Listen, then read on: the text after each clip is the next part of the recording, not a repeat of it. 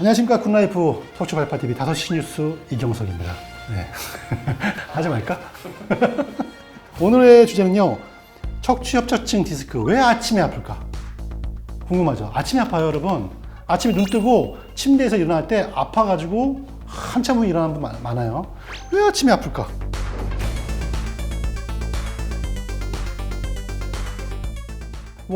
근육통인 분들은 오후에 주로 아프죠. 일을 많이 하니까. 근데 협착과 디스크는 모닝 페인. 아침에 심하게 아픈 분들이 꽤 있습니다. 여러 가지 이유가 있어요. 첫 번째는 수면 습관. 네. 여러분이 침대에 누웠을 때 자세와 아침에 일어났을 때 자세를 한번 비교해봐라. 대부분 바뀌어 있죠. 네. 저도 또 똑같잖아요. 누워가지고 어떻게 해요?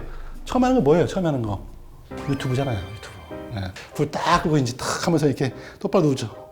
다음날 아침에 일어나면 어때요? 다음날 아침에 일어나면은 베개 끌어안고 이렇게 오죠. 이러잖아요. 그죠? 대부분 엎드려 있고 막 이렇게 하고 있고 막 꺾여 있잖아요. 그죠? 그래서 수면 습관 때문에 허리가 협착증과 디스크 있는 분들은 허리가 꺾이고 심하게 이렇게 막 꺾인 당연히 아파지지. 근데 자는 바람에 모르는 거죠. 그래서 아침에 특히 악화되는 경우가 많더라. 그 얘기고요. 두 번째는 매트리스의 퀄리티. 매트리스의 질도 중요하더라고 돼 있어요. 대개는 매트리스의 수명은 언제다? 10년이래요, 10년. 매트리스가 10년 지나게 되면은 여러분 척추의 굴곡을 밀어 올릴 때 밀어 올리고 잡아주고 이런 힘이 확연히 감소한다는 거죠. 그래서 10년이 지난 상태의 매트리스를 쓰고 있으면서 만성적으로 아침에 일어날 때 아프신 분들은 매트리스의 교체를 한번 고민해보라고 돼 있어요. 그럼 매트리스는 어떤 요인이 여러분의 아침에 모닝 페인, 통증 영향을 미치느냐? 첫 번째는 두께. 중요한 거예요. 두 번째는 재질. 메모리 폼, 여러 가지 많잖아요. 스프링 타입인데, 재질. 사람마다 다 달라요. 세 번째는, 그 다음에 약간 폼. 단단한, 어떤 분들은 되게 하드하고, 어떤 분들은 소프트하고, 또 마지막으로는 여러분 몸무게. 이 모든 것을 감안해서 자기에게 맞는 최적의 침대 매트리스를 고르는 것도 사실 중요한데, 누가 해준다? 침대 매장에 가면 해주더라고요, 요즘. 해줘요. 다 해놓고 거기 침대 안 사면 뭐 되지 뭐. 저 상담 받았는데 해주더라고. 저한테는 어떤 타입이 뭐가 좋고 몸무게 물어본 다음에 해주더라고. 그래서 자문을 받아보시면 돼. 의사한테 물어본다? 의사 몰라요. 네, 저도 침대 공부해서 하는 거지 의사들 침대 물어보면 화내요. 그거 나한테 왜 물어보냐 그럴 거야. 세 번째, 디스크가 퇴화되어 있는 분들. 제가 지난편 말씀드렸죠. 퇴행성 디스크. 디스크 자체가 물이 빠져나가면서 퇴화가 되면은 그때 이제 여러 가지 통증이 유발되는데 아침에 디스크에 압이 올라간대요. 특히. 그래서 아침에 그 퇴화된 디스크가 압력이 올라가니까 통증을 많이 느끼더라. 그런 것도 있고요. 이런 원인으로 인해서 아침에 통증이 유독 심하다. 그래서 아침에 일어날 때 못 일어나죠. 겨우 붙잡고 한참 있다가 일어나는 경우가 많이 있어요. 자, 그러면 이거를 예방하기 위해서 우리가 아침에 눈 뜨면 그냥 일어나지 마세요. 기본적인 스트레칭을 해주고 일어나는 것을 권장하는데 무슨 스트레칭 하느냐? 첫 번째 하는 것은 눈 뜬 상태에서 손을 위로 뻗고 다리는 밑으로 뻗으면서 견인시키는 쭉 뻗어가지고 허리를 당긴다는 기분으로 견인시키는 스트레칭, 기지개를 피는 거죠. 해서 풀어주고 다시 한번 견인시키고 풀어주고 한 5회 정도 한 번 견인시킨 상태에서 한 10초 있다가 풀어주고 그 다음에 누워서 하는 거예요. 그런 위아래 견인 치료 해줘야 되고요. 두 번째는 knee to chest인데 이거 디스크 심하신 분들 하면 안 돼요.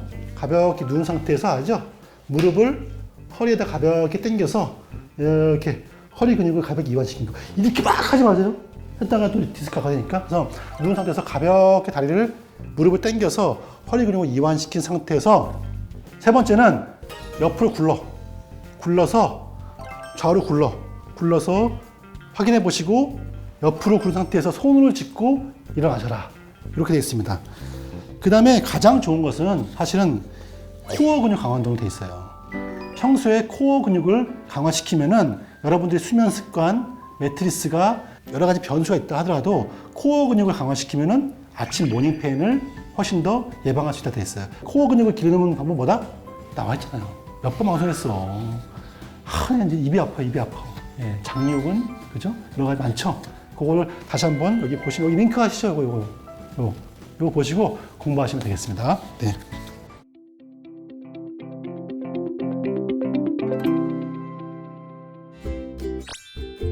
안녕하십니까. 굿라이프 척추88TV 청자 여러분. 오늘의 주제는요. 허리가 진짜 심하게 아프신 분들, 목이 심하게 아프신 분들, 협착증 디스크 운동을 해야 되나요? 말아야 되나요?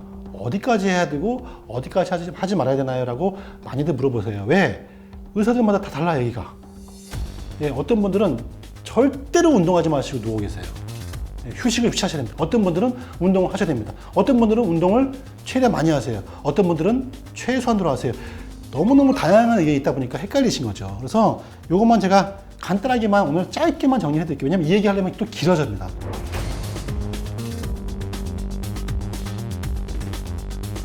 논문과 교과서와 모든 것을 바탕으로 해서 제가 말씀을 드리는 겁니다. 척추 분야에서 운동을 하지 마세요라고 하는 것은 명확한 것은 뭐냐면 급성기 파열이에요. 네, 목과 허리 디스크 파열된 분 또는 파열 직전에 있는 분들은 휴식을 취하라고 권고를 하는 게 맞죠. 왜? 운동을 함으로 인해서 트리거 될 수 있어요. 터질 수가 있고 터진 게 악화될 수 있기 때문에 의사의 판단하에 파열된 디스크와 파열 직전 디스크는 휴식을 취하는 게 맞다. 그리고 다시 운동을 할지 여부는 다시 전문의와 상담을 하는 게 맞는 겁니다. 그 외의 디스크, 협착증과 그냥 디스크는 운동을 절대 하면 안 된다? 그거는 사실 어디에도 없어요. 단 너무너무 아프니까 추간판 탈출증과 협착인데 너무 심하게 아플 경우는 휴식을 취할 수 있지만 잠깐 휴식을 취하는 것이 운동을 하지 마세요 계속 그 얘기는 아니잖아요. 그죠? 아프니까 쉬는 거잖아요. 그죠? 그러면은 자 MRI 찍었어요. 디스크 탈출증이 나왔어요. 그리고 협착이 나왔어요. 근데 운동을 꼭 하면 안 되는 경우는 아니란 말이에요. 그러면 운동을 해야 되느냐? 해야 돼요. 근데 어떤 운동을 해야 되냐? 자, 요거 정리할게요. 자, 운동은 해야 된다. 다만, 자, 여기부터는 저 이경석의 의견입니다. 운동을 한 가지만 정하지 말라. 왜? 그 운동이 당신한테 맞을 수도 있고 안 맞을 수도 있기 때문에. 걷기가 좋다? 걷기인데 난 아파. 걷기가 좋아요 해서 했는데 난 5분도 못 걸어. 그러면 어떻게 해요? 할 게 없잖아요. 어떤 분들 그럴 수 있잖아요. 어떤 분들 걸었더니 너무너무 좋아. 사람마다 달라요. 그래서 운동을 한 몇 가지를 골라봐라. 예, 협착증과 디스크에 필요한 안전한 운동을 몇 가지를 골라라. 대표적인 게 뭐예요? 걷기, 뛰지 말고 걷기. 또 플랭크, 버드도 기본적인 도움이 되는 스트레칭 몇 가지 운동들을 5가지 정도를 골라보세요. 골라보시고 그 다음에 두 번째 스텝은 운동의 양 시간을 물어보시거든요. 얼만큼 해야 돼요, 선생님? 나 아픈데요. 이 약 물고 제가 울면서 그냥 했어요. 그랬더니 다음날 못 일어났어요. 자, 운동의 시간과 양을 정하지 마라. 예, 얼만큼? 내가 통증이 심하면 스탑하라. 예, 감당할 수 없는 정도의 통증이면 스탑하셔야 돼요. 그리고 안 아픈데 다음날 쩔쩔멜 정도로 아팠다. 역시 줄이셔야 돼요. 근데 선생님 제가 걷기 10분밖에 못했는데요? 네, 10분 하셔야 돼. 그럼 어떻게? 10분 왔죠? 그 다음 뭐예요? 플랭크. 그 다음 플랭크 했는데 5분 하면 아파. 5분만 해. 플랭크 5분 못해. 30초. 예, 30초 했어. 아파. 그만해요. 그 다음 뭐예요? 버드독. 이런 식으로 로테이션. 그 다음에 이상한 스트레칭 이런 거 하면서 도는 거예요. 돌면서 어떤 운동은 내가 좀 더 오래 할 수 있어. 그럼 그 운동 더 하세요. 더 하시다가 돌고 돌다 보면은 서서히 근육이 이완되고 특정 근육이 손상된 근육이 이완되면서 통증이 감소되면은 이상하게 나의 운동량과 시간이 늘게 돼요. 5분밖에 못 걷는 분들이 서서히 한 달, 두 달 로테이션 하다 보면은 서서히 10분, 20분, 30분 걸을 수가 있게 되는 거예요. 그렇게 해서 서서히 나의 운동량과 시간을 늘려가는 것이지 처음부터 오늘 만보를 하자. 스마트워치 근데 만보. 정하지 말라는 거예요. 그 만보가 여러분한테 독이 될 수 있어요. 독이 될 수 있어요. 그래서 정리하면은 운동은 많이 설정을 해놔라. 그리고 그 운동을 다양하게 로테이션을 해가라. 예, 시간과 양은 강도는 정하지 마라. 예, 내가 통증이 덜할 정도, 통증이 심하지 않을 것 하고 바로 스탑하고 로테이션을 하라. 예, 그리고 운동의 종류는 굿라이프에서 골라라. 굿라이프 나와 있잖아요. 굿라이프에서. 예? 왜냐면 굿라이프는 척추 협착증과 디스크 환자한테 필요한 운동만 골라놓은 거란 말이죠. 그죠? 철인 3종 경기 하시는 분들 위해서 했을까봐 이 운동들은 하시는 게 도움이 됩니다.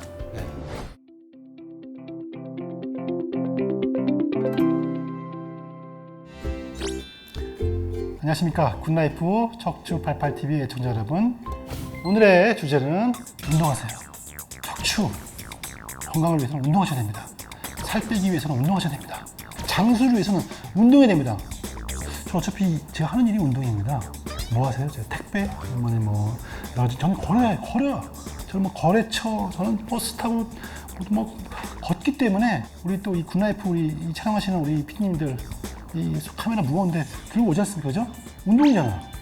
가만히 집에서 그냥 가만히 있는 분들보다 카메라 들고 막 이게 운동인데 운동을 따로 할 필요가 있을까?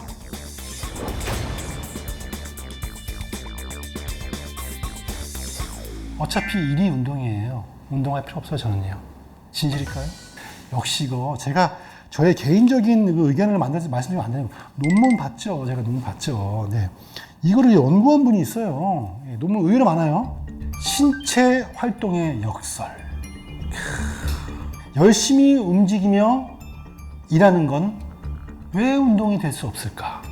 덴마크 코펜하겐 작업환경 국립연구센터의 수석 연구원인 안드레아스 홀터만 박사 팀이 이거를 굉장히 열심히 연구했어요.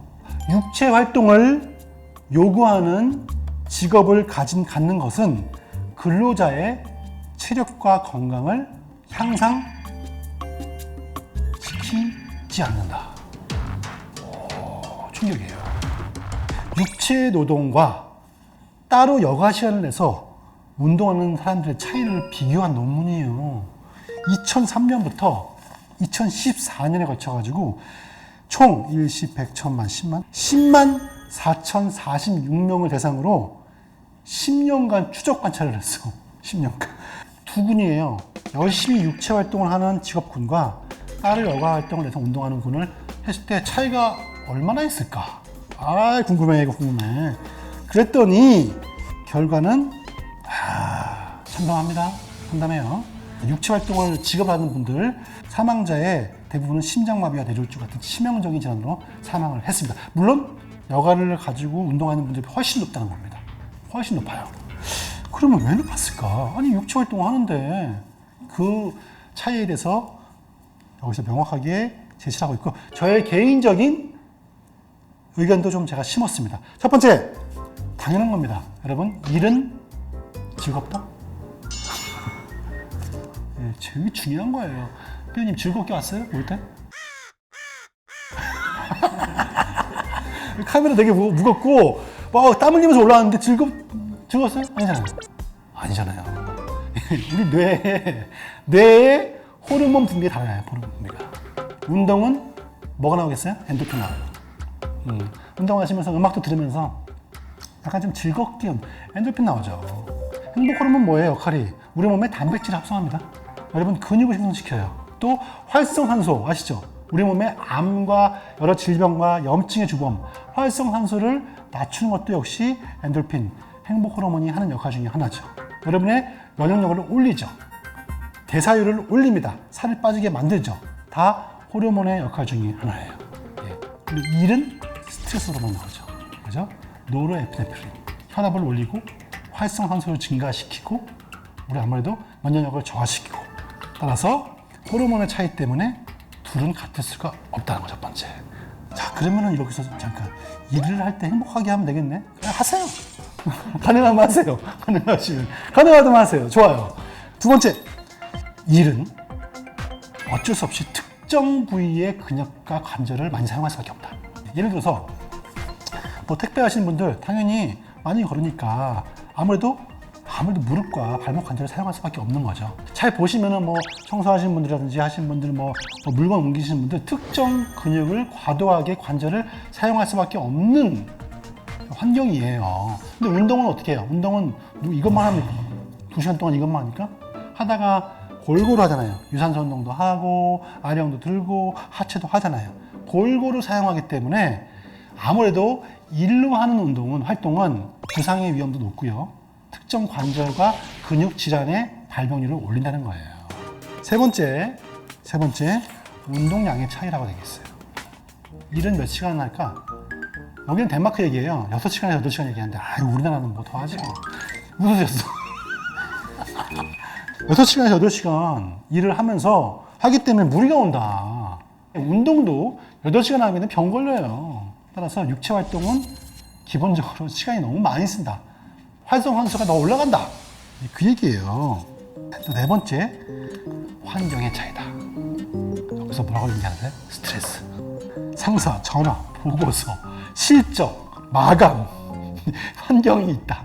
운동하는데 마감이 있어. 내가 마감. 이런 거는 별로 없잖아요. 그냥 뭐 하고 싶으면 하고 그냥 오늘 1시간만 할까 이런 거지만 환경의 차이가 있다. 또 얘기하는 게 있어요. 여기서는요. 대기오염, 야간 근무 이런 것은 복합적으로 운동과 비교할 수 없는 것이 있는 것이다. 예, 나와 있어요. 자꾸 뭐 공감되시나 봐요. 그래서 다섯 번째, 호흡의 문제다. 운동은요, 여러분 복식 호흡이라든지 호흡 안정화에 더 신경을 쓰게 돼요. 우리가 러닝머신을 다닌다 생각해 보세요. 뛸 때 우리가 호흡을 신경 쓰죠. 이런 식으로 일정 패턴의 호흡을 하죠.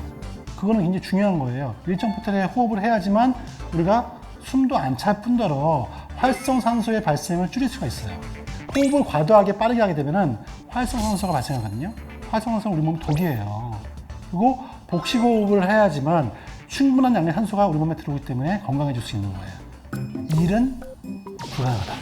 그래서 카메라 들고 오시는데 안 되잖아. 그렇게 하셨어요? 그래서 담배 하나 피까? 뭐 그러잖아요. 그래서 호흡의 문제. 네, 호흡의 문제 때문에 아무래도 물론 축구와 미식축구 같은 격렬한 스포츠는 이런 과도한 호흡에 문제가 있을 수 있지만 이건 예외로 적용하고 대부분의 스포츠 활동은 호흡의 안정성을 좀 지정을 줘서 일정한 횟수의 호흡, 과도한 호흡을 피하고 호흡을 했다 하더라도 충분한 휴식을 통해서 활성산소를 낮추는 그런 과정을 필수적으로 가져가기 때문에 일반적인 일과는 관계가 똑같을 수는 없다는 거예요. 알겠죠? 반면 일을 하면서 호흡법을 하기에는 굉장히 불가능하다. 그냥 여기서 이렇게 그냥 숨 쉬는 것일 뿐 나와 있습니다. 네. 또 있어요. 또 있어요. 자세입니다. 자세. 예. 여러분 데드리프트처럼 일을 할 때 물 건들 때 이렇게 물 건들 때 이렇게 하실 수 있으면 하셔야 돼요. 가능하다고 하셔야 돼요. 근데 이게 불가능하다. 운동할 때는 우리가 운동할 때 PT 하신 분 뭐 아시겠지만 회원님 이렇게 엉덩이 좀 올리시고 이렇게 하시면 이렇게 하잖아. 근데 일을 할 때는 다른 자세로 활동을 하는 경우는 사실은 별로 없다.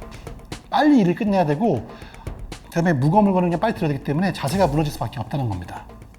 결론, 일을 많이 하는, 육체 활동을 많이 하는 일을 한다고 해서 여러분의 건강을 지킬 수 있다고 생각하는 것은 오산이다. 일은 일이고 운동은 운동이다. 네, 그렇게 이해하시면 되겠습니다. 질문? 그래서 운동할 때 스트레스를 받으면 그거 그건 다시 원점인데 이거 그렇게 얘기하는 게 원점인데.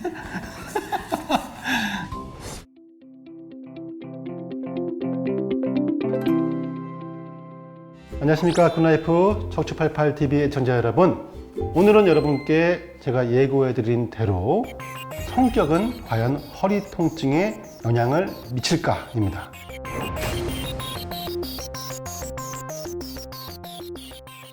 네, 제 개인적인 의견을 말씀드리면 안 되죠. 이게 중요한 이 방송이기 때문에. 제가 그래서 말씀드렸죠. 얼굴이 부은 이유, 논문을 읽고 제가 진짜 논문 많이 읽었어요. 근데 진짜 성격과 허리 통증, 즉 협착증과 디스크 관계를 다룬 논문 많아요. 생각보다 굉장히 많습니다.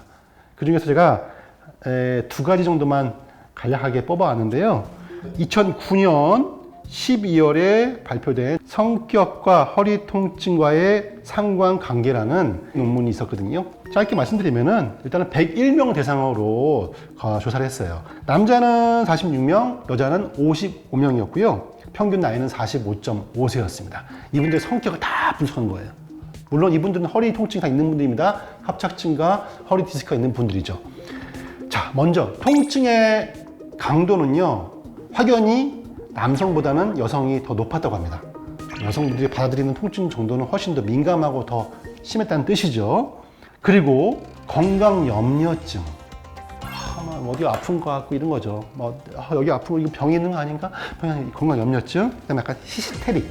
그러니까 히스테릭이라는 것을 좀 쉽게 설명하자면은 광범위한 범위이기 때문에 그냥 저는 예민하고 자주 흥분하고 굉장히 좀 다혈질적인 이렇게 이해하셔도 될 것 같아요. 이런 분들은 압도적으로 허리 통증, 즉 바스 스코어죠. VAS 스코어, 바스 스코어가 확연히 올라가더라. 무슨 말이에요? 성격은 허리 통증 분명히 연관성이 있다는 뜻이죠. 이건 또 하버드에서, 하버드 메디컬 스쿨에서 2016년 4월 25일에 같은 주제로 올라왔어요. 사람마다 왜 통증의 강도는 다를까? 여기서 굉장히 공감되는 얘기를 첫 문장에 나와요. 사람마다 같은 레벨, 같은 곳에 같은 정도의 디스크, 협착증이 있는데 왜 누구는 아프고 누구는 안 아파? 왜 누구는 덜 아프고 왜 누구는 극도로 통증 때문에 괴로워할까라는 거에 대해서 이 얘기는 시작되는 겁니다. 왜 그럴까? 여러 가지 이유가 있어요. 그 중에서 많은 이유 중에서 성격에 대해서만 일단 얘기한 겁니다. 먼저 우리가 허리가 아프다. 그 뭐죠? 허리가 아프면은 활동에 제약이 옵니다. 내가 좋아하던 등산은 못하게 되고 낚시를 못하게 되고 걷기라든지 운동 못하게 되고 내가 일을 하는데 직장 생활에 지장을 받게 되죠. 활동에 제약이 옵니다. 그러면은 그때 뇌에서 반응이 나오죠. 이때 두 갈래로 일단 나눈다, 사람은. 낙천적인 성격과 긍정적인 성격과 활동적인 분들은 좀 더 그것을 긍정적으로 바라보게 되고 이겨내려는데 반면 비관적인 분들은 이거 뭐야? 나 여기서 이거 내 인생이 끝나는 건가? 라는 거죠. 그래서 지속적으로 이런 스트레스 받게 되면은 뇌에 도파민이 있는데요. 도파민은 굉장히 뇌에서 굉장히 중요한 신경 전달 물질인데 우리의 통증을 관장하고 우리의 감정을 조절하는 데 굉장히 중요한 핵심 물질 도파민인데 지속적으로 스트레스 받게 되면은 아예 도파민이 변화가 옮게 되면서 뇌가 망가지기 시작하는 거죠. 뇌 구조가. 그 다음부터는 그 사람이 그 굴레에서 못 나오는 거예요.